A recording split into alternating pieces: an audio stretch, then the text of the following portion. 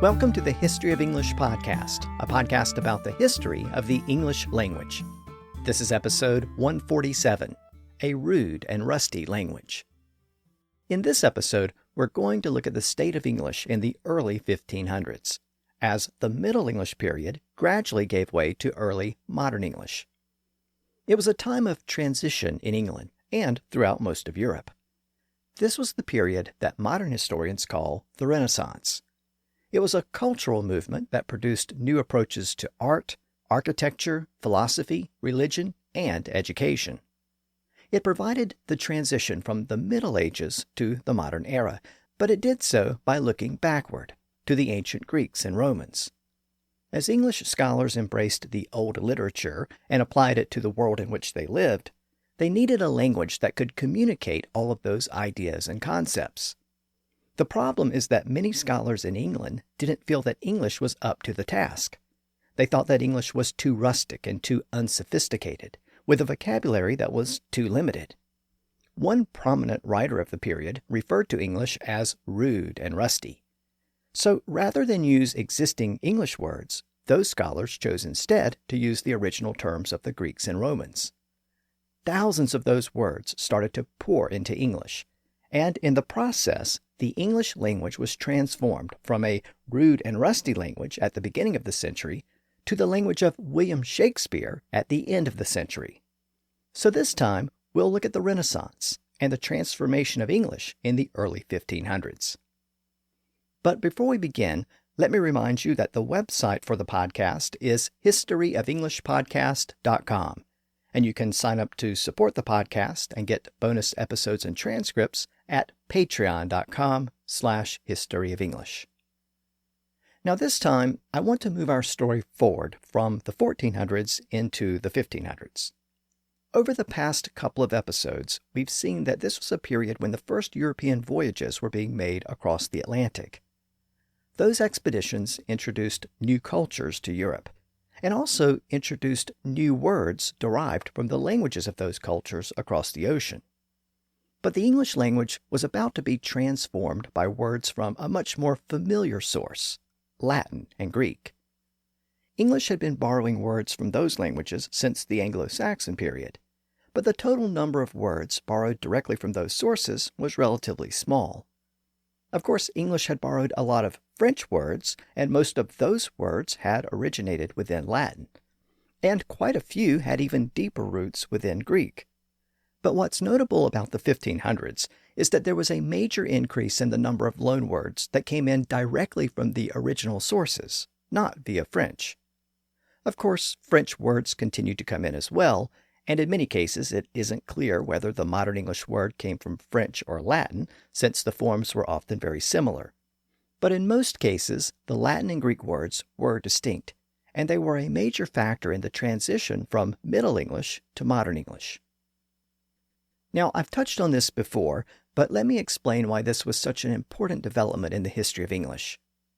As we've seen throughout the podcast series, Old English and Old Norse words tended to be very basic and simple words, often pronounced with one or two syllables.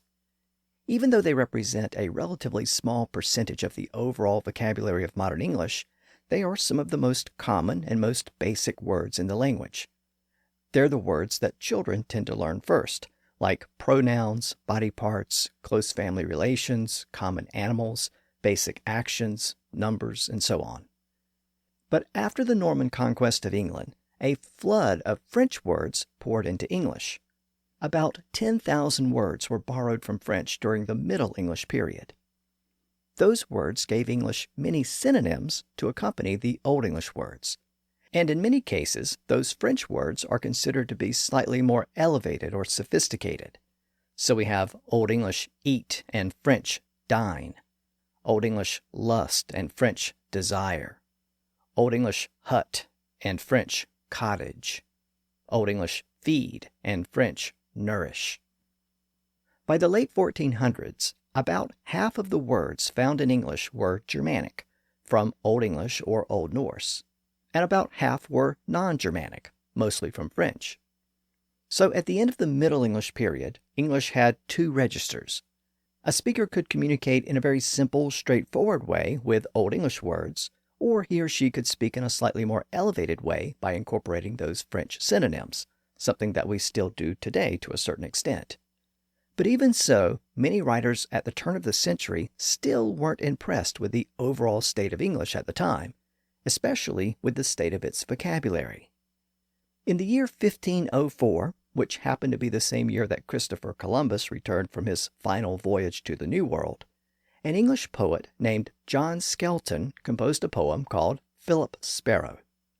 Skelton was England's poet laureate, and one might expect that he would praise his native language, but he didn't. That poem, Philip Sparrow, contains the following passage in reference to the English language.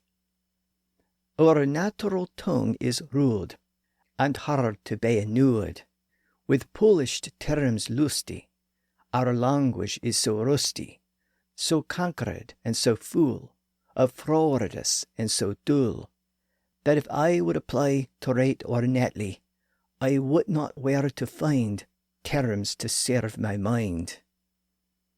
In modern English, the passage reads, Our natural tongue is rude, and hard to be renewed, with polished terms pleasing and lusty.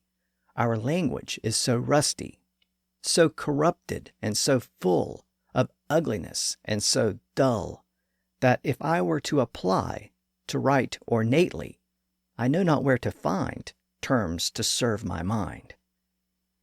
Now, this passage is well known to scholars who study the history of English because it seems to capture the general attitude toward the language in the early 1500s. And I should probably qualify that statement to say that it captures the attitude among the educated classes who are familiar with French and Latin. When Skelton described English as rude, he used the word in the original sense as common or uneducated or unrefined. And when he described it as rusty, he meant rustic or unsophisticated. So even with all of the French additions, and even with the poetry of revered poets like Geoffrey Chaucer, the literate and educated classes of England still looked down on the language as a local vernacular, unable to compete with classical languages like Greek and Latin. As Skelton notes, even if he wanted to write ornately, there weren't sufficient words in English to express his thoughts. Skelton's opinion of the English language at the turn of the century mirrors the more general state of learning in England at the time. The educational curriculum taught in schools and universities was largely the same as it had been for centuries, the so-called trivium and quadrivium, the 7 liberal arts that I've talked about in prior episodes. There was a sense that the traditional curriculum at most schools had become stagnant and stale.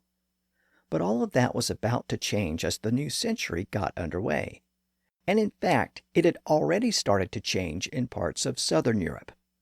A cultural movement was sweeping across Europe that impacted the arts, architecture, science, religion, literature, and the educational system itself.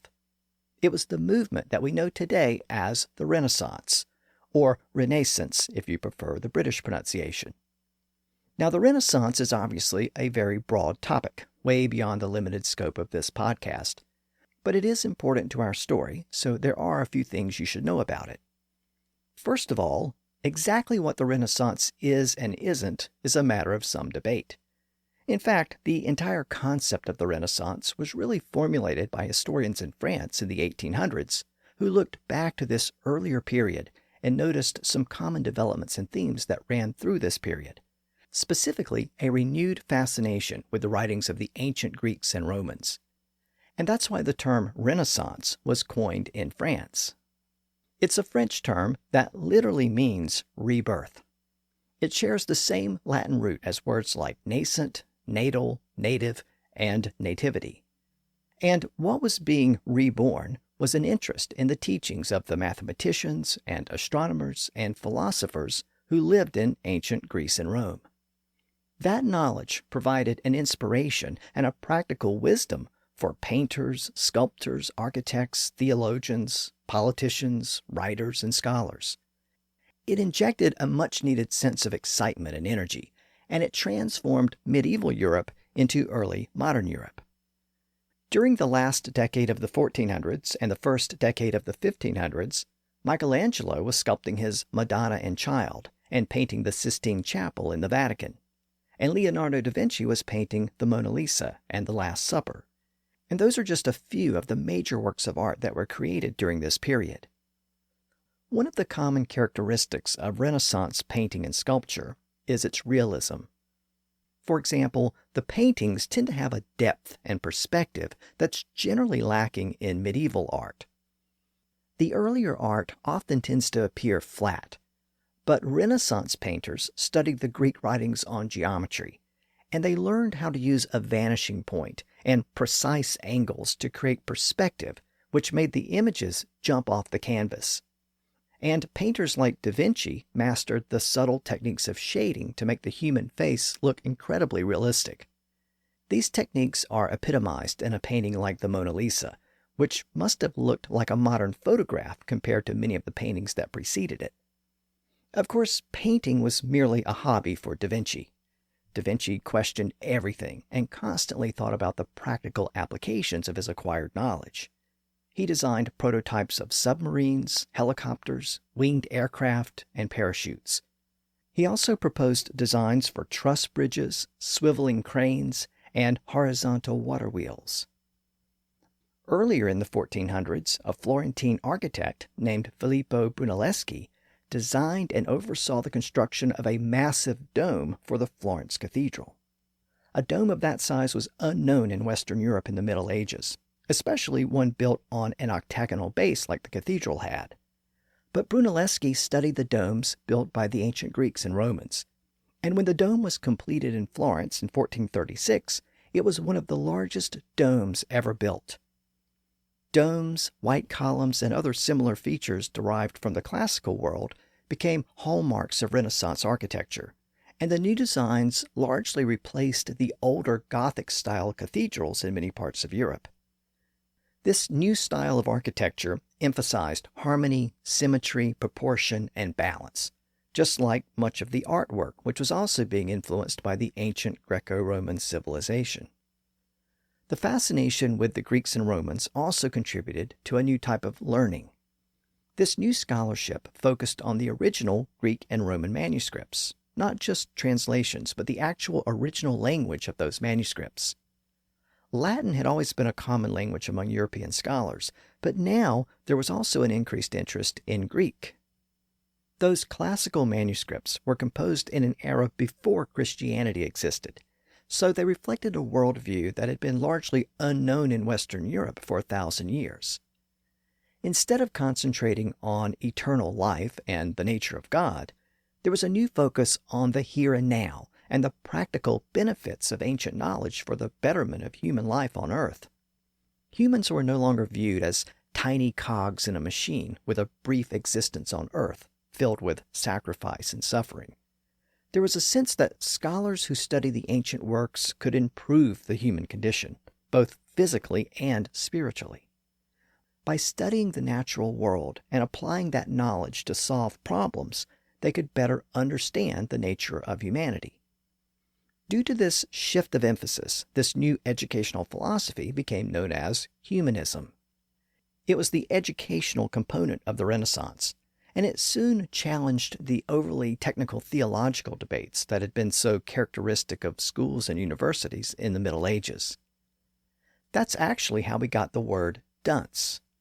I mentioned this in an earlier episode, but a Scottish theologian named Duns Scotus lived a couple of centuries earlier in the 1200s, and his teachings epitomized that traditional approach to education in Britain before the Renaissance. Well, when the so-called New Learning arrived, the people who continued to adhere to the teachings of Duns Scotus started to be called Dunsmen. The term was meant to be derogatory, and it was eventually shortened to just dunce. Again, this overall cultural movement began in Italy, and more specifically in Florence. One traditional view links this development to the economic prosperity in the region, as Europe's population and economy slowly recovered from the Black Death about a century earlier. That economic prosperity created a new merchant class with a great deal of wealth. Prominent families like the Medicis loaned money to kings and popes, and they also patronized many of the important artists of the period. Another contributing factor was the fall of Constantinople to the Ottoman Turks in 1453. Much of the scholarship of the ancient world had been lost to Western Europe when the Western Roman Empire fell, but much of that early Greek scholarship was retained in the East in what became known as the Byzantine Empire, with its capital at Constantinople. So when the Ottomans captured Greece and then the Byzantine capital, many of those Greek scholars fled westward to Italy, and they took their Greek manuscripts with them. As a result, many of those Greek texts were reintroduced to Europe for the first time in a millennium. Now, modern scholars are quick to point out that some of that ancient learning had already been received in Western Europe before the fall of Constantinople. As I noted way back in episode 95, some of those Greek manuscripts had found their way to Western Europe several centuries earlier and had contributed to an earlier period of scholarship and learning in the 1100s. That period is sometimes called the 12th century Renaissance today.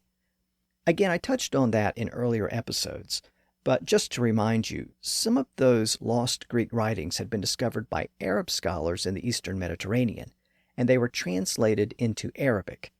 From there, they made their way across North Africa and the Mediterranean, and they eventually came to be read and used by Muslim scholars in Spain, which was still under Muslim control at the time. From there, some of those works had been translated into Latin, and then they spread to scholars throughout Western Europe. As I noted in an earlier episode, those events contributed to the establishment of many of the early universities in Europe. But even though some of those Greek works had reached Western Europe a couple of centuries earlier, there were a couple of problems with those earlier developments. First, those manuscripts had been translated from Greek to Arabic to Latin. And through that process, some of the original concepts and ideas had been lost in those various translations. It was common for translators to add new passages and to delete old passages. So those Latin translations weren't exactly word-for-word translations of the original Greek manuscripts. A second problem was the fact that access to those Latin translations was limited because the printing press had not been invented yet. So there were only a few handwritten copies of those translations circulating around Europe. But when Constantinople fell, Greek scholars brought the original versions of those manuscripts to the West, along with lots of other manuscripts that were previously unknown. So now those Western scholars could study those documents in the original Greek, and they could compare them to the versions they already had. And thanks to the printing press, scholars throughout Europe could easily get their own copies. So it was really a combination of factors that set the Renaissance in motion. All of these factors really came together at a printing shop in Italy operated by an Italian scholar named Aldus Manutius. He established a press in Venice in the late 1400s, which happened to be where a lot of those Greek scholars had resettled after leaving Greece and Constantinople. Aldus's press is known today as the Aldine Press because it published so many popular books in those early years of printing. His press also developed a specific typeface with letters that were slightly slanted rather than being vertical. This typeface proved to be very popular, and it's the origin of what we call italics today. It was called that because it was invented and used by this particular Italian press. Well, Aldus was a humanist, and he decided to print as many of the original Greek manuscripts as he could find. And he decided to print them in the original Greek language. He wrote that that was the only way to truly understand and appreciate the writings of those classical authors. The first thing he had to do was to develop a new typeface with the Greek letters. But after he did that, he invited Greek scholars and other Greek speakers to help him produce those new Greek books. Nearly half of his workers were Greek refugees from the Byzantine Empire. He soon produced a 5-volume folio of Aristotle's works, and over the following decade and a half, he published works by all of the major authors of ancient Greece, including Aristophanes, Sophocles, Herodotus, Euripides, Homer, and Plato. Now today, most people have never heard the name Aldus Manutius, but he was largely responsible for preserving the works of ancient Greece and disseminating them throughout Western Europe. Of course, he also published works in Latin, and those were also added to the collection of classical manuscripts. The circulation of these books throughout Europe helped to spread the new learning associated with humanism, and it helped to spread interest in Greek. It also helped to spread a renewed interest in classical Latin, which was a bit different from the medieval Latin commonly used in schools and universities. There was a particular interest in the writings of the Roman statesman and scholar Cicero. It was thought that his works were perfect representations of classical Latin, as opposed to the late medieval Latin that was being used in Europe at the time. From the mid-1400s through the 1500s, it's estimated that about 2 million copies of Cicero's works were published by printers throughout Europe. As printing presses churned out the works of Cicero and all of those other Roman and Greek authors, those books met with a quickly expanding audience eager to consume all of that new information. As I noted earlier, the population of Europe was slowly recovering from the Black Death, and the breakdown of the feudal system over the intervening years had produced a growing middle class in the towns and cities. The availability of cheap books meant that people throughout Europe wanted to learn how to read, and they wanted their children to learn how to read and write as well. By the current point in our story, towns and cities across England were establishing grammar schools that were operated separately from the traditional church schools.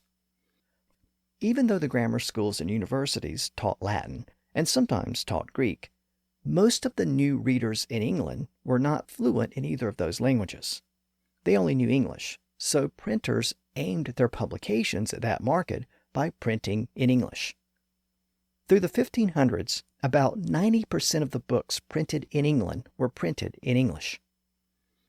Now, there was demand for books in Latin and Greek, but most of those books were imported from the continent. I should also note that a lot of books composed in English were also imported. The printing industry in England remained very small, even after the arrival of William Caxton. There were only a few printers in England during the 1500s, and they were not able to fully satisfy the demand for books in English. So quite a few English-language books were published on the continent and exported to England. Now, some of the English printers complained about those imported books because the continental printers often spoke English poorly and the books were riddled with mistakes. Richard Pinson was one of those English printers, and in fact, he was the official printer of the king, Henry VII. He wrote that the imported books were often written in a, quote, corrupt English that no one could understand, and that may help to explain some peculiar spellings in modern English. For example, the word tongue is spelled with a UE at the end.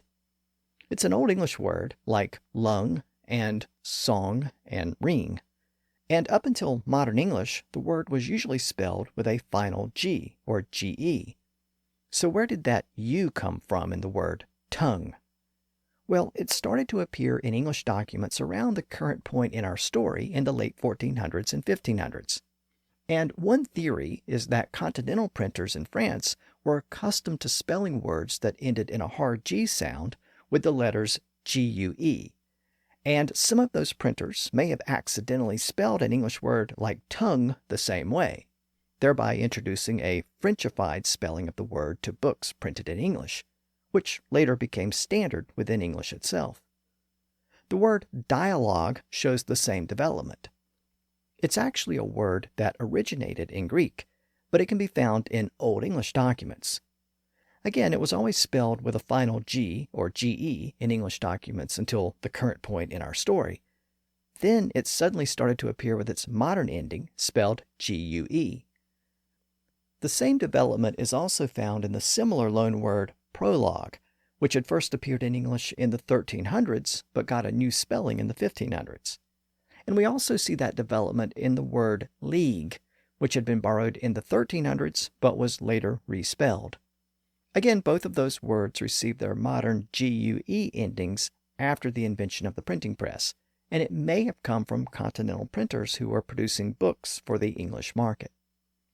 The same process probably explains some other unusual spellings that appeared during this period. For example, words that traditionally ended with a C or a K or CK in Middle English now sometimes appeared with a new ending spelled QUE. That spelling was common in French, and again it may have been introduced by continental printers. So we find the word logic spelled LOGIQUE and music spelled MUSYQUE. Now obviously most of those QUE endings didn't stick, but there were cases where an alternate version of the word emerged with that ending. In those cases, the word either came directly from French or was formed within English on the French model. That gave us word pairs like critic and critique, and mystic and mystique, and physic and physique. There's also something else interesting about many of the examples I just mentioned. Most of those words come from Greek. Words like dialogue, prologue, music, logic, ethic, physic, physique, mystic, mystique, critic, and critique. They're all derived from Greek, and they reflect the important influence of Greek during this period. Some of those Greek words had been borrowed in the Middle English period, but the floodgates really opened in the early 1500s. Over the course of the 1500s, English not only acquired words like lyric, epic, and critic, it also borrowed Greek words like crisis, enthusiasm, system, scheme, rhythm, democracy, topic, chaos, and many, many more that we'll see a little later in the episode. As I noted, more and more people in England were reading books in English, and scholars and writers in England were starting to embrace the new learning associated with humanism.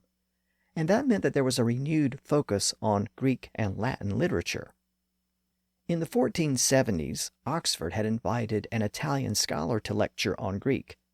One of the students in attendance was named William Grocyn. He was fascinated by Greek, and he traveled to Italy to study the language. He returned to Oxford in 1491, and he formally introduced Greek to the curriculum there. In 1508, another English scholar named John Colet founded St. Paul's School in London. It quickly became a center of humanistic studies. It was the largest grammar school in England at its founding, and in order to prevent interference by church authorities, it was supervised by the local Mercers Guild rather than the church. The school was opened to anyone who was literate, regardless of class or background, and it was made free to those who attended. Greek was soon introduced to the curriculum alongside English and Latin. The writings of the ancient Greeks and Romans were studied in their original languages, and new subjects like geography and history were added to the curriculum. In fact, geography and history became new areas of study in schools throughout Europe during this period. And both of those words, geography and history, are ultimately derived from Greek. Around the same time, Corpus Christi College was founded at Oxford, and it became the first college in England dedicated to humanistic studies. Those schools and their respective students had access to all of that ancient Greek and Latin literature thanks to continental printers like Aldus Manutius, and they helped to usher in the Renaissance and the study of humanism to the British Isles. Thanks to these developments, lots of new ideas and concepts were flowing into those schools, and into the minds of those students, and into the English books that attempted to explain and process all of that new information for an English-speaking audience. And this is where those writers and scholars ran up against the perceived limitations of the English language. And that takes us back to where we began, with John Skelton's description of the English language as too rude and rusty to express many of those new ideas and concepts. The obvious solution for many English scholars who held that point of view was to simply borrow the needed words directly from Greek and Latin.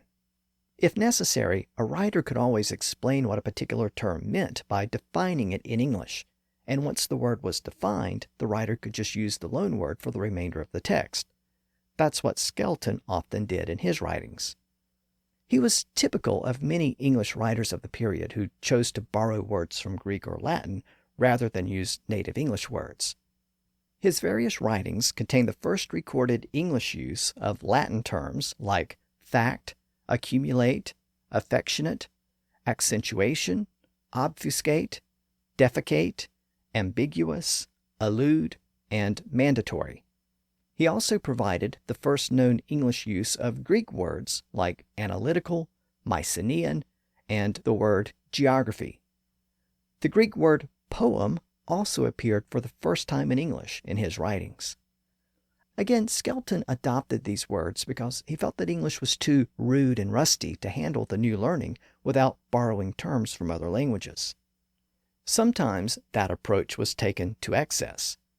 In the same manuscript that contained the first known English use of words like poem and fact and geography, Skelton also included the word etymologization, which was literally the act of investigating the origin of words. The 5 syllables of accentuation and the 7 syllables of etymologization are far removed from the simple one-syllable words of Old English. And writers like Skelton were quick to adopt those long-winded technical terms. Now, over time, some English writers would push back and claim that those types of loanwords were excessive and unnecessary. But for now, most English scholars embraced them. Another one of those scholars was Sir Thomas Eliot. He was a contemporary of John Skelton, and he shared Skelton's view that English was a rustic vernacular, incapable of expressing the sophisticated ideas associated with the new humanistic movement. In 1531, he composed a guidebook for young men who were likely to serve in government. The book was called The Book Named the Governor, sometimes referred to as the Book of the Governor. It's one of the most important works of political prose from the early modern English period. Now again, this book was composed in 1531, so that's a couple of decades later in our story, but I want to address it here because it provides a great illustration of the problem that English writers encountered when trying to explain these new humanistic concepts. Time and again, Eliot complains about the limitations of the English language, and he introduces Greek and Latin terms to explain what he's talking about. So let me take you through some of the key passages in the book to illustrate these challenges. In the first part of the book, Eliot discusses the political structure of society, noting that, quote, in the Latin tongue it is called res publica. He then introduces several basic concepts like the public and the commons. With regard to the words public and common, he states that they have been, quote, borrowed of the Latin tongue for the insufficiency of our own language, end quote. He then notes that the word people is called populus in Latin, and he explains that the term populus refers to, quote, all the inhabitants of a realm or city, end quote. So as he often does, he tries to explain the Latin or Greek loanword by defining it with more common English words. Then he explains that the ancient Greeks had various political systems governed by the people. He explains that one of those systems was governed by, quote, them which excelled in virtue, and was in the Greek tongue called aristokratia, in Latin optimorum potentia, in English, the rule of men of best disposition, end quote. So here he introduces the Greek word aristokratia, or aristocracy. It's one of the first known uses of that word in an English manuscript, and in using the word, Eliot defines it first by reference to Latin, optimorum potentia, literally ruled by those with the optimum potential. Then he defines it in English by saying that it means, quote, the rule of men of best disposition, end quote. Of course, the word disposition is a French and Latin loanword, but it had been in English for over a century, so Eliot considered it to be an English word. Eliot then describes a different political system used by the Greeks, one, quote, where equality was of a state among the people, and only by their whole consent their city and dominions were governed, end quote. He says, quote, this manner of governance was called in Greek democratia, in Latin popularis potentia. In English, the rule of the commonalty, end quote. So again, this is one of the earliest uses of the word demokratia, or democracy, in an English document. Eliot uses that Greek term, demokratia, then he defines that term by reference to Latin, popularis potentia, then he defines it in English, the rule of the commonalty. Again, rule and commonality are both loan words, but the word rule had been around in English since the 1200s, and commonality had been around since the 1300s, so Eliot treated them as English terms. But again, we see Eliot trying to discuss these concepts by using the original Greek and Latin terms, which he prefers, and then trying to explain them with English terms. In the next section, Eliot discusses the traditional role of the magistrate, using that term borrowed from Latin. He writes, quote, "Albeit that they be named in Latin magistratus, and hereafter I intend to call them magistratus, lacking a more convenient word in English." A bit later in the book, Eliot says that a speaker or orator must be familiar with all types of learning, which he encompasses with the Greek word encyclopedia. He says that some people call it the world of science, and others call it the circle of doctrine, but he's going to use that single Greek word, encyclopedia. So encyclopedia means the storehouse of all learning, and that passage is the first recorded use of the word encyclopedia in the English language. Later in the book, Eliot attempts to discuss an advanced stage of personal development, but he struggles for a word that encompasses the idea. He considers the words ripe and ready, but he says that ripe is better reserved for fruit, and ready is better reserved for other things. For people, he says that he feels obliged to use a Latin term, maturity. In the passage, he essentially apologizes for using that term since the English language isn't otherwise capable of expressing the subtle distinction that he's trying to make. He writes, "Wherefore I am constrained to usurp a Latin word, calling it maturitia, which word, though it be strange and dark, yet by declaring the virtue in a few more words, the name honest brought in custom shall be facile to understand, as other words let come out of Italy and France. Wherefore I am constrained to usurp a Latin word, calling it maturity, which word, though it be strange and dark, its virtue can be declared in a few more words, and once the name is brought into use and made customary, it shall be as easy to understand as other words that have lately come out of Italy and France." So Eliot says that the word maturity may seem new and unfamiliar to English readers now, but through regular usage, the word will soon become as familiar as all those other words which have been borrowed from Latin and French over the prior centuries. And he was obviously correct about that. He then concludes with the following passage, in which he tries to distinguish the new word maturity from existing words like ripe and ready. Here's the passage in the original early modern English. "Maturum in Latin may be interpreted ripe or ready, as fruit when it is ripe. It is at the very point to be gathered and eaten, and every other thing when it is ready, it is at the instant after to be occupied. Therefore that word maturitia is translated to the actus of man, that when they be done in such moderation, that nothing in the doing may be seen superfluous or indigent, we may say that they be maturely done, reserving the words ripe and ready to fruit, and other things separate from affairs, as we have now in usage. And this do I now remember for the necessary augmentation of our language." Now here's the same passage in contemporary modern English. Maturum in Latin may be interpreted as ripe or ready, as when fruit is ripe, it's at the very point to be gathered and eaten. And when every other thing is ready, it's from that instant capable of being occupied.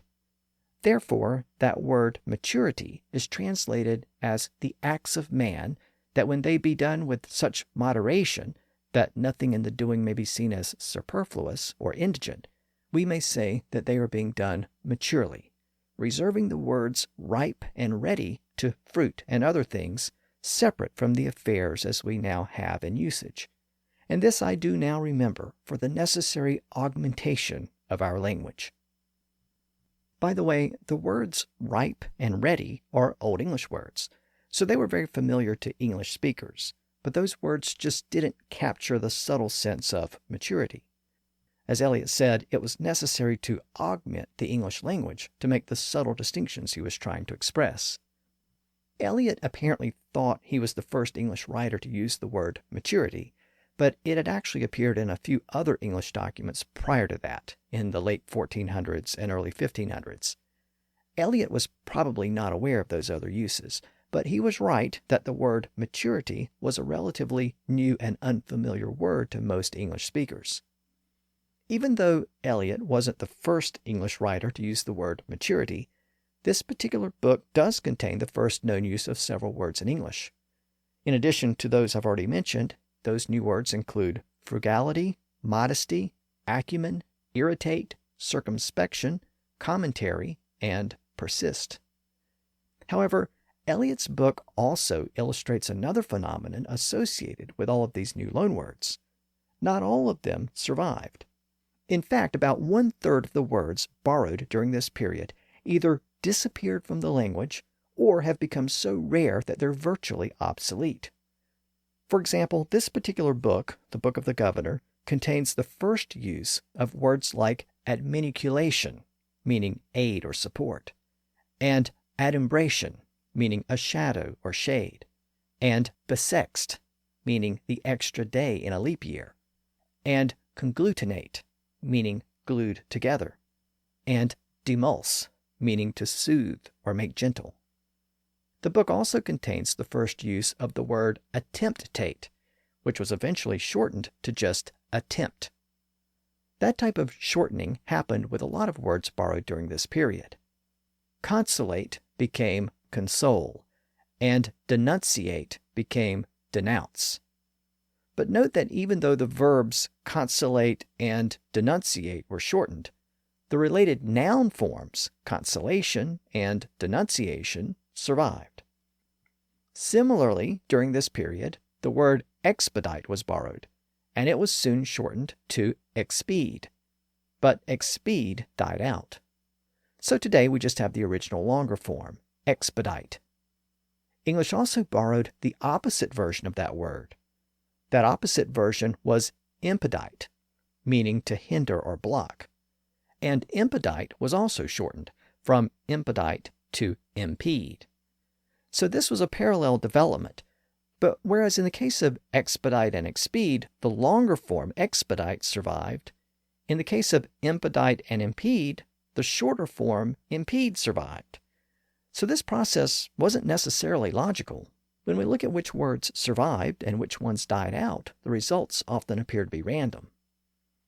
Along these same lines, English borrowed a lot of words during this period with the Latin prefix dis, meaning not or opposite or away from. Some of those loanwords with that prefix survived, like dismiss, disagree, disapprove, and disband. But others fell out of use, like disadorn, disaccustom, discongruity, and disbandon. Even though about 1/3 of those loanwords gradually disappeared or became very rare, the vast majority of them survived. Thousands of those words passed into English, with the peak of borrowing being in the late 1500s and early 1600s. And those Latin and Greek words that survived tended to be more technical and scholarly than the earlier words borrowed from French. Whereas French loanwords had given English lots of synonyms and had effectively given English a second register above Old English, all of these new Latin and Greek words gave English a third register. It meant that English speakers were often given 3 different words to choose from: a basic and plain Germanic word from Old English or Old Norse, a slightly more elevated or posh word from French, and now an even more sophisticated or scholarly word from Latin or Greek.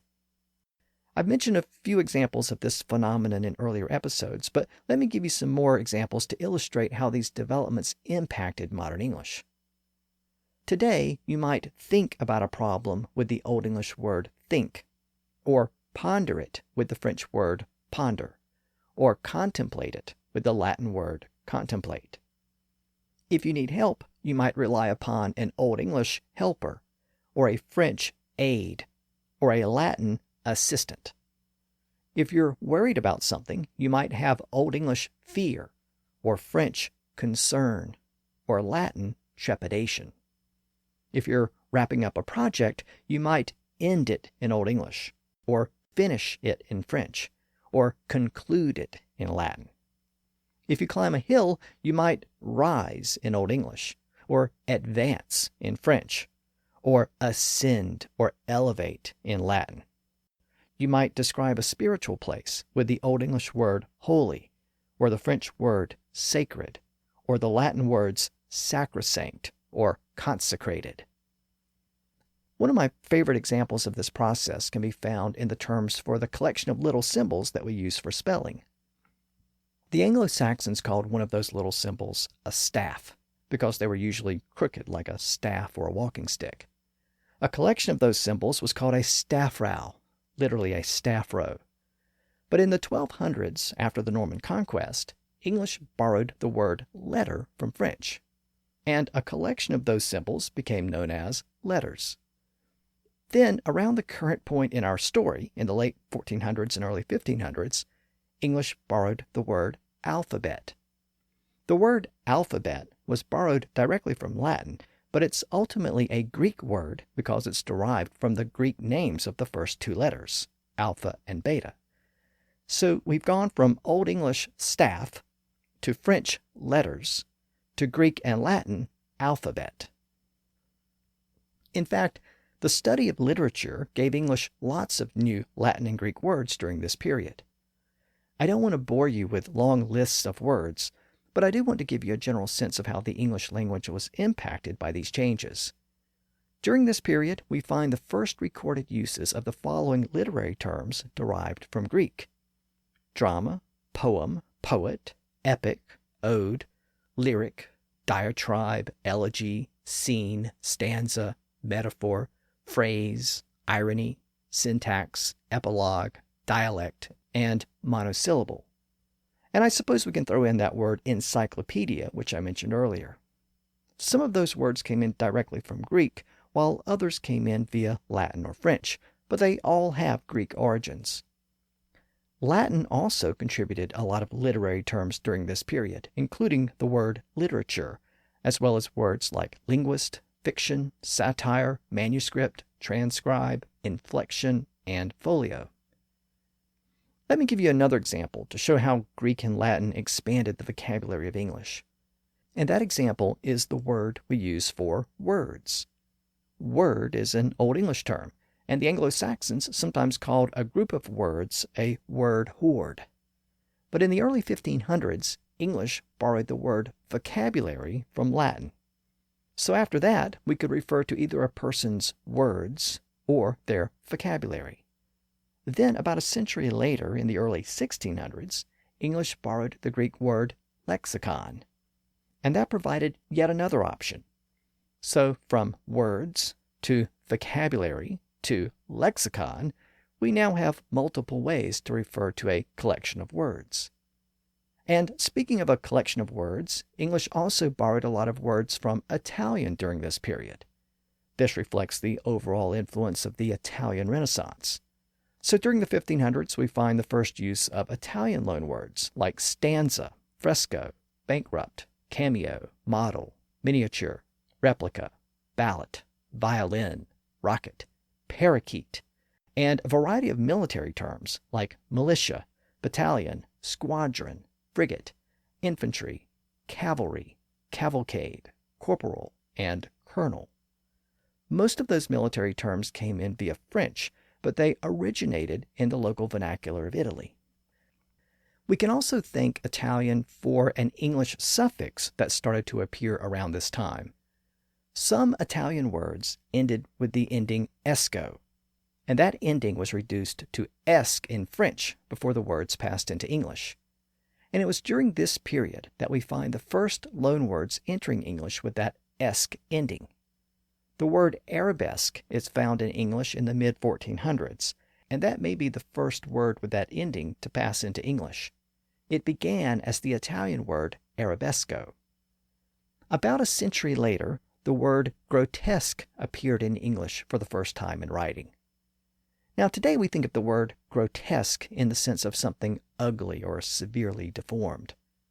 Well, believe it or not, it began as an Italian word, grotesco, which referred back to ancient Rome.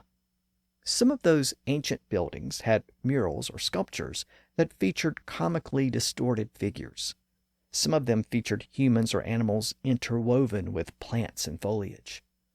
Those types of murals or sculptures were called grotesco in Italian, which later passed into English as grotesque. And from there, the sense of the word expanded from a distorted or deformed image on a work of art to anything distorted, deformed, or ugly. By the way, during this period, English borrowed another word from Italian with a similar meaning. That Italian word was antico, and it passed into English as antic, A-N-T-I-C. Again, it was just another word for these types of ancient murals or sculptures with distorted images. But since the humans and animals were often depicted in a distorted manner, the word antic came to refer to any type of wild or comical gesture. So today we might refer to a person's crazy antics, usually meaning their wild or bizarre gestures or actions. But remember earlier I mentioned that words ending in a simple C or K were sometimes given a new French spelling during this period? They were sometimes spelled with Q-U-E at the end. Remember, that may have happened because many English books were being published on the continent and may have picked up those spellings there. But there were also cases where a French version of the word entered English around the same time with the French spelling.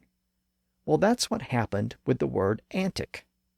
Around the same time that the Italian word antic first appeared in English in the early 1500s, we also find the alternate French version, antique, eventually spelled A-N-T-I-Q-U-E.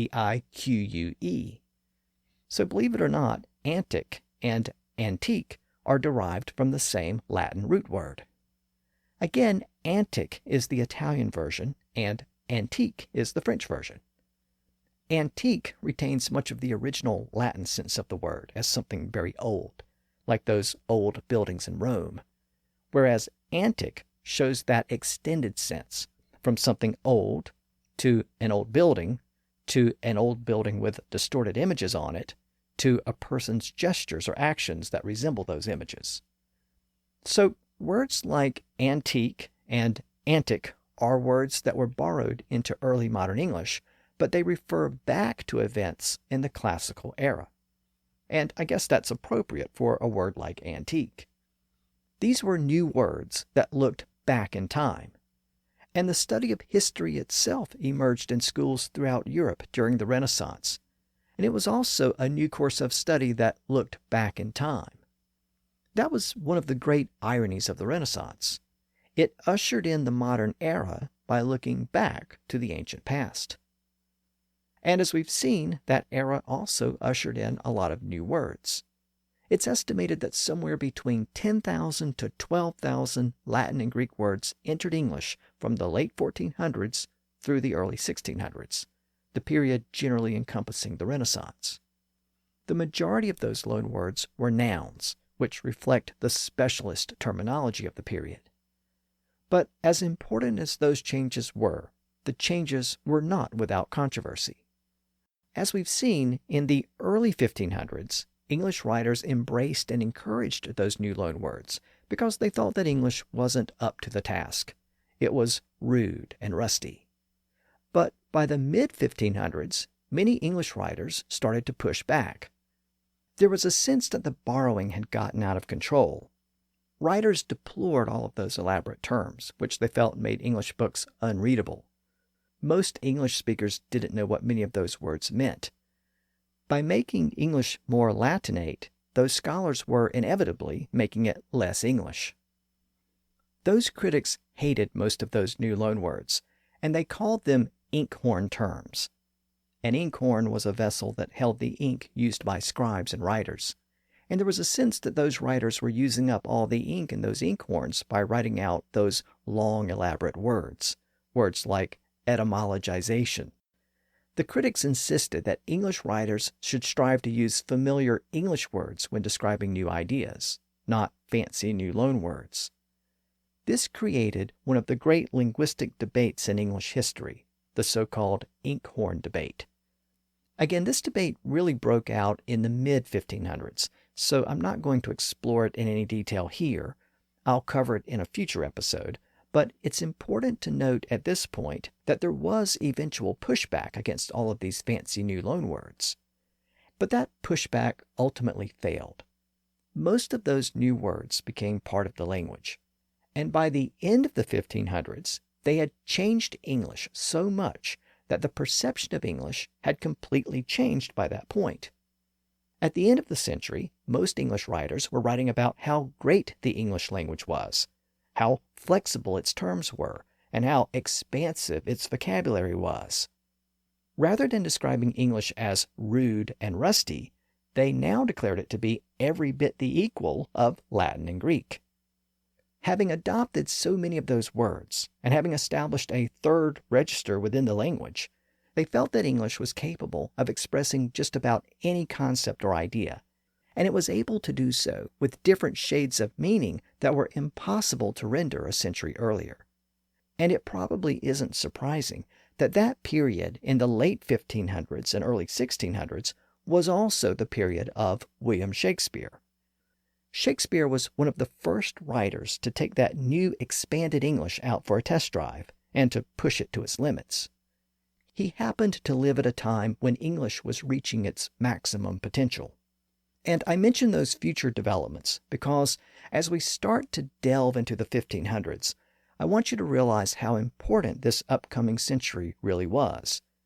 It was during this period that English evolved from a functional medieval vernacular into the diverse modern language that we have today. And much of that progress began with these early developments associated with the Renaissance. Next time, we'll turn our attention to another important event of this period that's closely associated with the Renaissance. That's the Reformation, the Protestant break with the Catholic Church. We'll also look at the beginning of the reign of Henry VIII and his first marriage to Catherine of Aragon. As you may already know, those two developments were destined to collide with explosive consequences. So next time, we'll explore those developments, and we'll see how they impacted the English language.